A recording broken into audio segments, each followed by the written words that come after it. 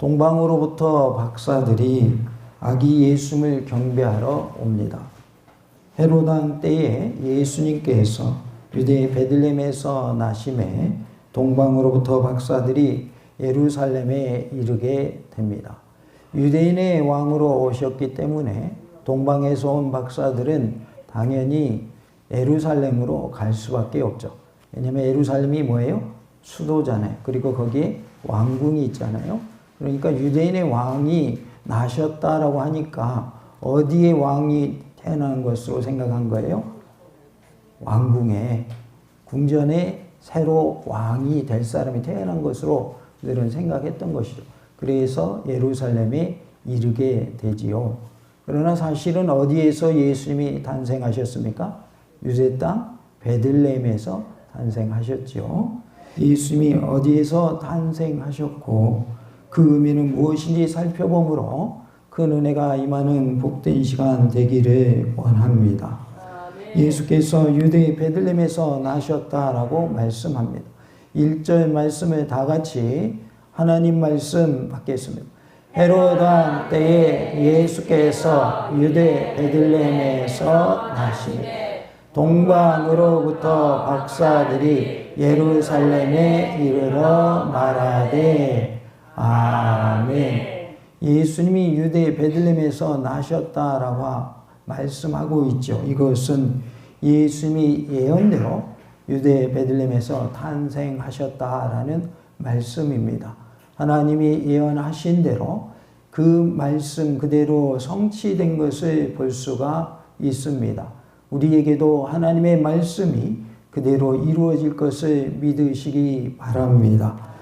예수님께서 예언대로 유대 베들레헴에서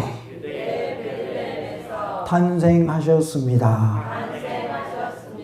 예수님이 하나님의 예언의 말씀대로 유대 베들레헴에서 탄생하셨습니다. 하나님의 말씀은 반드시 이루어짐을 믿으시기 바랍니다.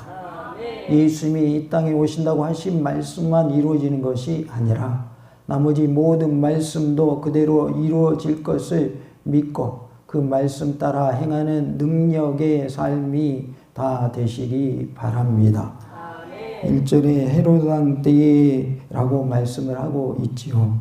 마태는 예수님의 탄생 시기가 헤롯 왕이 통치하고 있던 기간이라는 데에 중점을 두고 있습니다.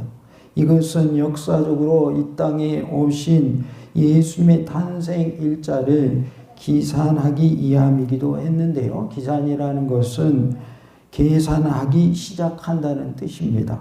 그래서 헤롯 왕 때로부터 예수님이 탄생하신 것을 기점으로 해서 계산한다라는 뜻입니다.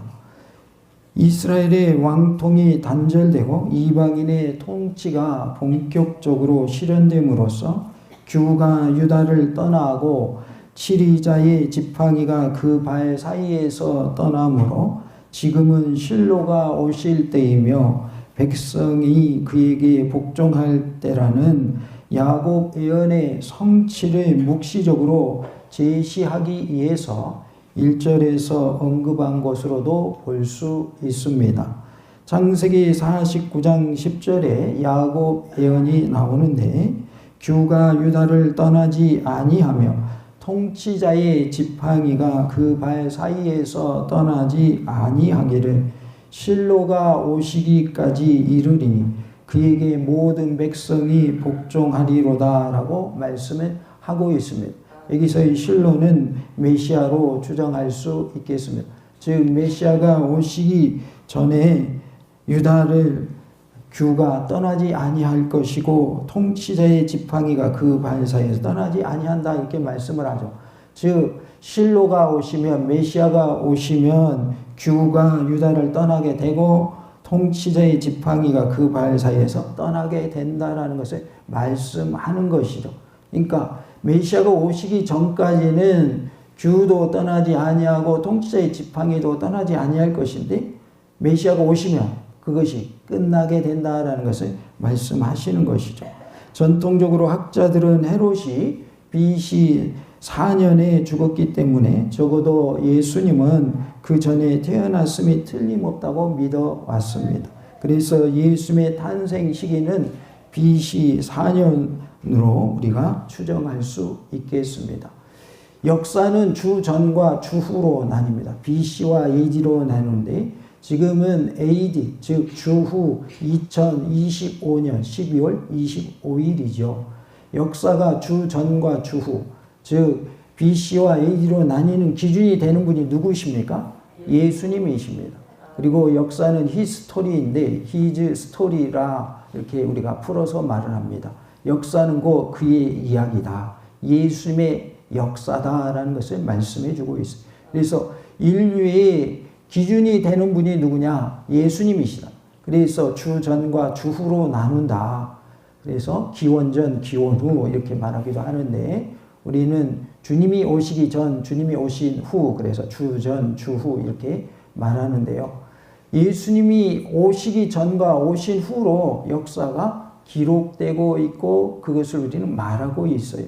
그래서 BC 몇 년에 무슨 일이 있었다 이렇게 말을 하고 또 몇 년도에 있었다 할 때는 주후를 말하는 것을 우리가 알 수가 있죠. 그래서 역사의 주인공은 누구시다? 예수님이십니다.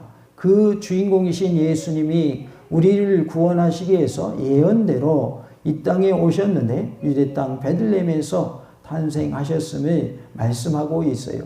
그래서 예수님이 이 땅에 오심은 하나님의 말씀, 그 예언의 성취다라는 것을 알 수 있습니다. 우리 모두가 끝까지 하나님의 말씀을 믿는 믿음으로 승리하여 구원의 복을 누리는 은혜가 있기를 원합니다. 구원받는 방법은 단 하나밖에 없습니다. 예수님을 믿는 것입니다. 다 같이 봅시다. 구원받는 방법은 단 하나인데 예수님을 믿는 것입니다. 그 예수님이 우리 죄 때문에 십자가에 못 박혀 돌아가셨고 부활하셨습니다. 그리고 그분은 승천하셨고 이 세상 마지막 날에 다시 오셔서 이 세상 만물을 다 심판하시게 됩니다. 그래서 우리는 다시 오실 예수님을 재림주, 심판주 이렇게 부르는데요. 지금은 다시 오실 예수님을 우리가 기다리며 살고 있습니다. 그러나 예수님 오시기 전에는 많은 유대인들이 어떻게 했습니까? 초림의 예수님을 기다렸던 것이죠. 실제로 초림의 예수님은 오셨고 이제는 재림의 예수님을 기다리는 때인데 우리가 예수님이 나를 위하여 죽어주셨고 부활하셨음을 믿을 때에 구원함을 얻게 된다는 사실을 기억하시고 이 예수님 믿고 천국 가는 복을 누리는 놀라운 은혜가 있기를 원합니다. 다 같이 합시다. 예수님 믿고 천국 갑시다. 그 예수님이 오신 날이 곧 오늘입니다. 성탄절이에요. 날짜는 12월 25일로 우리가 이렇게 정해서 성탄절로 지키고 있는데 정확한 날짜는 알 수가 없습니다. 그러나 1년 중에 하루는 성탄절로 지켜야 맞잖아요. 그러니까 날짜에 연연하지 마시고 예수님이 오신 날이 성탄절이다 이렇게 우리가 알고 예수님이 왜 오셨는가 그것을 알고 또 성탄절을 지낼 수 있기를 원합니다. 성탄절은 선물 교환하는 날이 아닙니다. 마음껏 잔치하는 날도 아닙니다. 예수님이 오신 날입니다. 나의 죄 때문에 나를 위하여 피 흘려 주시기 위해서 오신 날이 성탄절이에요. 그러니까 성탄절의 의미를 알고 성탄절을 보내는 거하고 모르고 보내는 것은 천지 차이인 것이죠. 그러나 오늘 오신 분들 중에 이제 성탄절이 무엇인가 몰랐다가 오늘 듣고 아시게 된 줄로 믿습니다. 그래서 성탄절은 예수님의 생일인데 곧 우리를 구원하시기 위해서 예수님이 오신 날을 기념하는 날이다라는 것을 우리가 기억해야 하겠습니다. 전통적으로 학자들은 이렇게 BC 4년에 예수님이 이 땅에 오셨다라고 그것을 추정하고 있습니다. 유대의 베들레헴이라고 했는데 이 베들레헴은 유대라는 단어와 함께 쓰임으로써 갈릴리 호수 근처에 위치한 스불론 지파의 베들레헴과 분명하게 구별하고 있습니다. 그러니까 똑같은 지명이 있다 그 말이죠. 몽탄이라는 지명도 이곳 몽탄에만 있는 것이 아니라 어디에도 몽탄이 있어요. 강 건너에도 몽탄이 있어요. 뭔 말인지 아시겠죠? 이름이 하나인 것이 아니라 똑같은 이름이 여럿일 수 있다. 그래서 베들레헴 앞에 뭐를 붙였다? 유대라는 단어를 붙였다. 이스라엘 지도를 보시면 남북으로 길게 나라가 이렇게 형성되어 있는데 유대는 남쪽에 있으니까 베들레헴은 어디에 있다? 남쪽에 있다 그 말이에요. 그래서 갈릴리 지역이면 이제 북쪽에 해당되니까 갈릴리 지역에 있는 베들레헴하고 유대에 있는 베들레헴하고 구분하기 위해서 이렇게 말씀하셨다는 것을 알 수가 있습니다. 이 두 단어, 즉 유대라는 말과 베들레헴이라는 단어가 함께 쓰인 것은 2절에 유대인의 왕이라는 표현에 대한 암시인 것으로 보여집니다. 한편 구약 때의 이 지명은 주로 에브라시라는 곳으로 또는 에브라다로 불리어졌습니다. 창세기 48장 7절에 내게 대하여는 내가 이전에 밧단에서 올 때에 라헬이 나를 따르는 도중 가나안 땅에서 죽었는데 그곳은 에브랏까지 길이 아직도 먼 곳이라 내가 거기서 그를 에브랏 길에 장사하였느니라. 에브랏은 곧 베들레헴이라 라고 말씀을 하고 있어요. 그래서 구약에서는 베들레헴을 뭐라고도 불렀다는 거예요. 에브랏이라고도 불렀다라는 것을 알 수 있고요. 미가서 5장 2절에 베들레헴 에브라다야 너는 유다 족속 중에 작을지라도 이스라엘을 다스릴 자가 내게서 내게로 나올 것이라. 그의 근본은 상고의 영혼에 있느니라 라고 말씀을 합니다.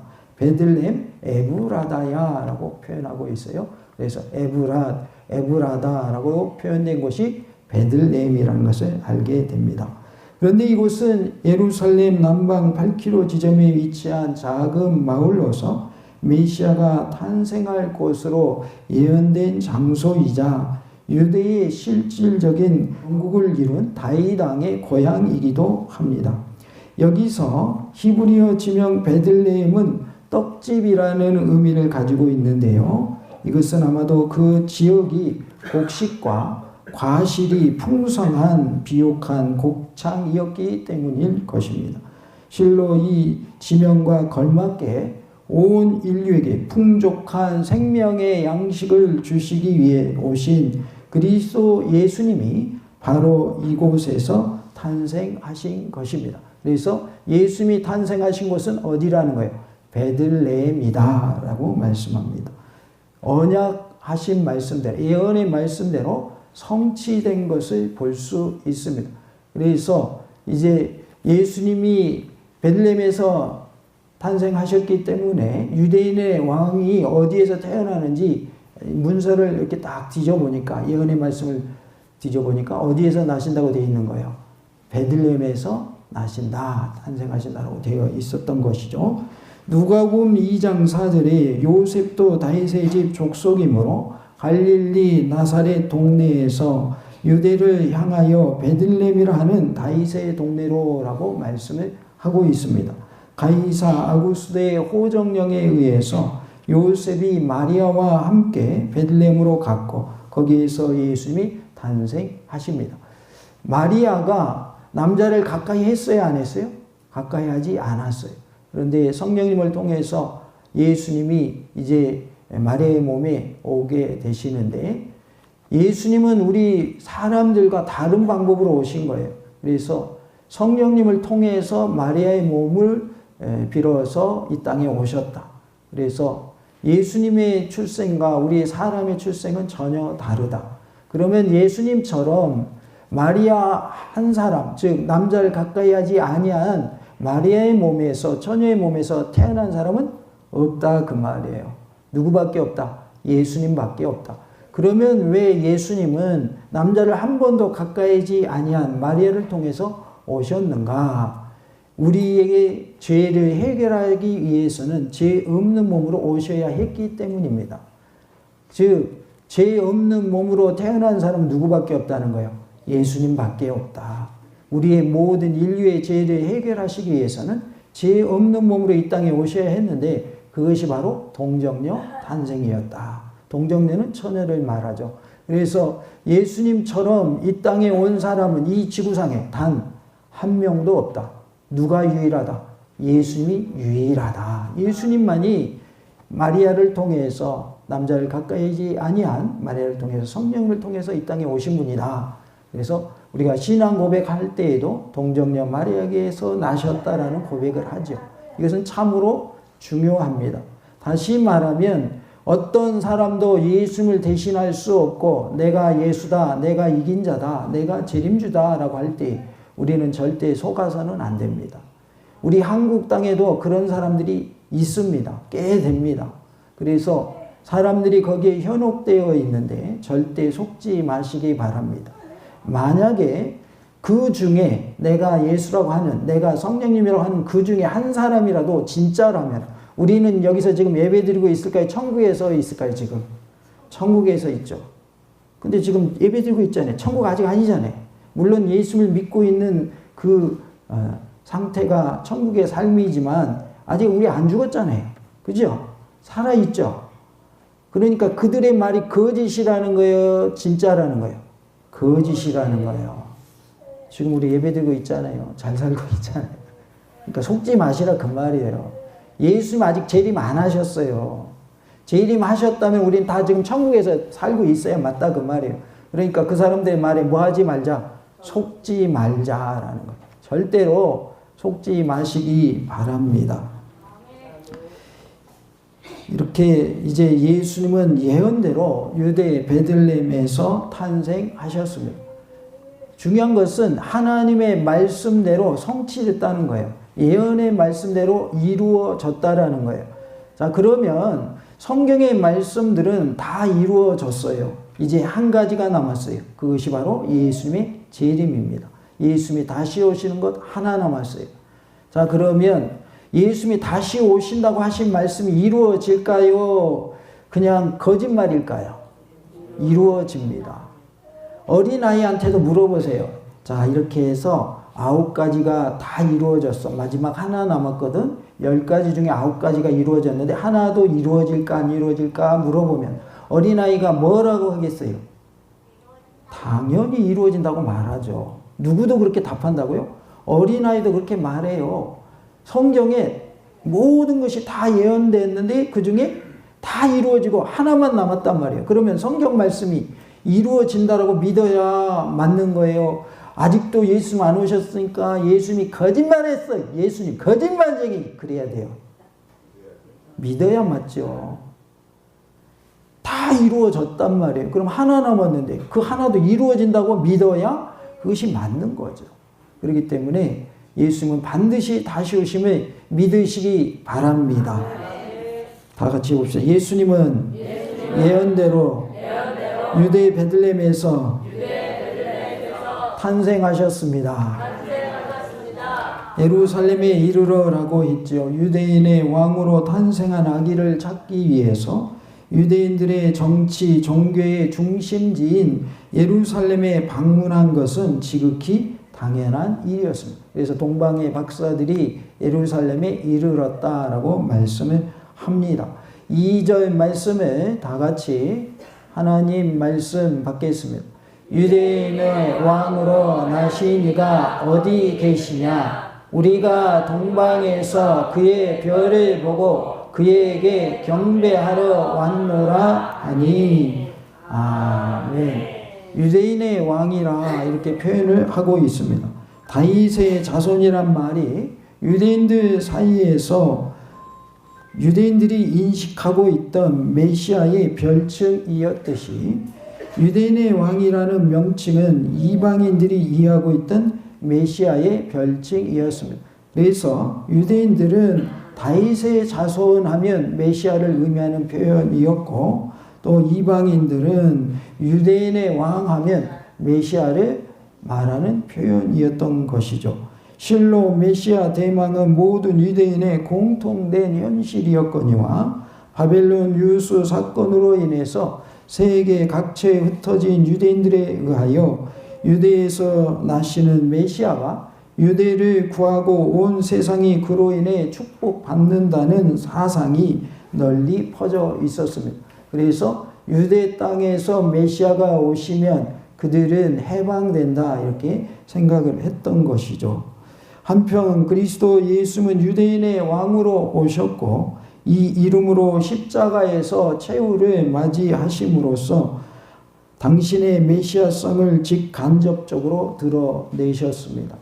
예수님은 유대인의 왕으로 생을 마감하게 되시는데 마태복음 27장 37절에 그 머리 위에 이는 유대인의 왕 예수라 쓴 죄패를 붙였더라 이렇게 말씀이 나옵니다. 십자가에 못 박힐 때에도 뭐라고 써 있는 거예요? 유대인의 왕이라고 써 있는 거예요. 그러니까 이것이 로마 정부에 의해서 쓰여진 죄패이지만 하나님의 아들 예수님이 유대인의 왕으로 오셨음을 만방에 드러내신 것이지요. 유대인의 왕이라 쓰지 말고 자칭 유대인의 왕이라 쓰시오. 그랬더니 아니다, 내가 쓸 것을 썼다 이렇게 말을 하죠. 그래서 유대인의 왕으로 오신 분이 누구라는 거예요?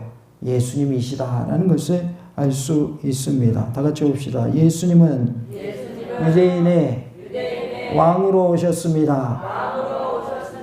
6절 말씀을 다 같이 하나님 말씀 받겠습니다.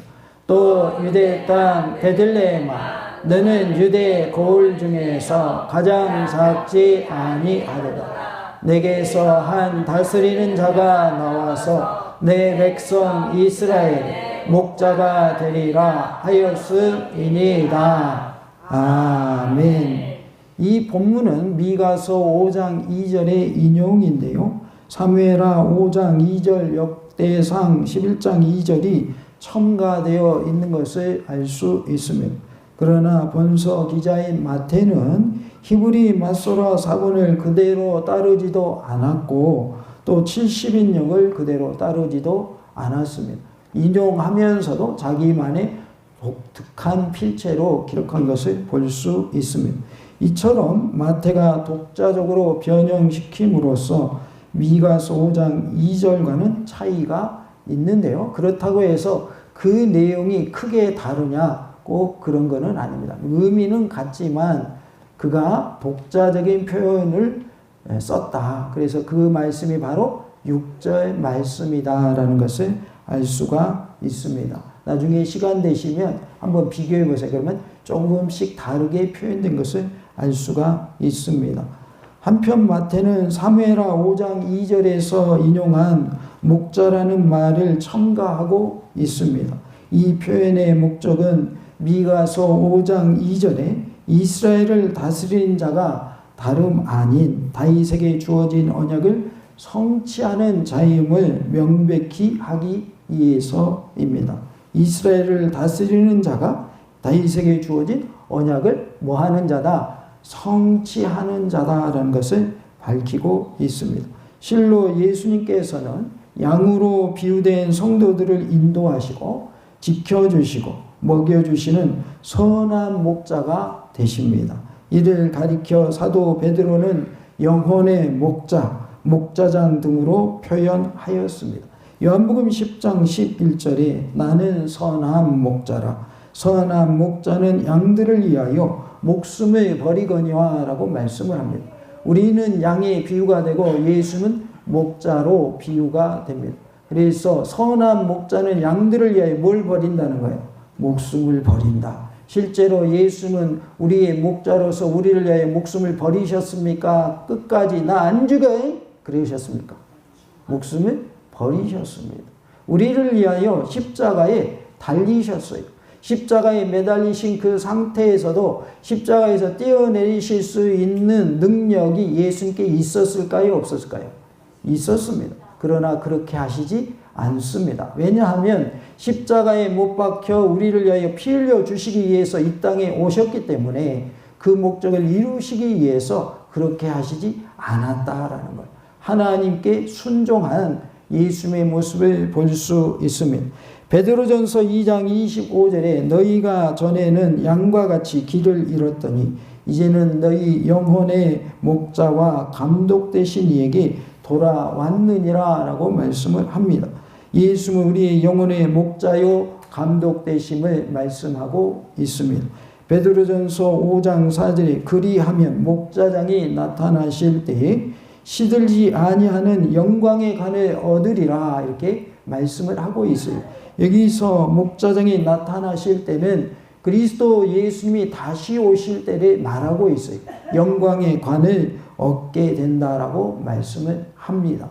그래서 예수님은 목자장으로도 표현되고 또 목자로도 표현되고 있는 것을 알 수 있습니다. 예수님은 우리를 먹이시고 지키시고 보호하시는 목자가 되심을 믿으시기 바랍니다. 그리하여 우리는 예수님을 선한 목자 되신다라고 표현을 합니다. 다 같이 예수님은 선한 목자이십니다. 그 예수님을 목자장이라 이렇게 표현하기도 하고 영혼의 목자라 이렇게 우리가 표현하기도 합니다. 예수님께서 예언대로 유대의 베들레헴에서 탄생하셨습니다. 이것은 곧 하나님의 말씀은 반드시 이루어진다라는 것을 우리에게 분명하게 보여주고 있습니다. 우리 모두가 하나님의 말씀은 반드시 이루어진다는 사실을 믿고 끝까지 예수님 잘 믿어서 천국 가는 복을 누리는 놀라운 은혜가 있기를 원합니다. 다 같이 합시다. 예수님은 예언대로 유대 베들레헴에서 탄생하셨습니다. 할렐루야!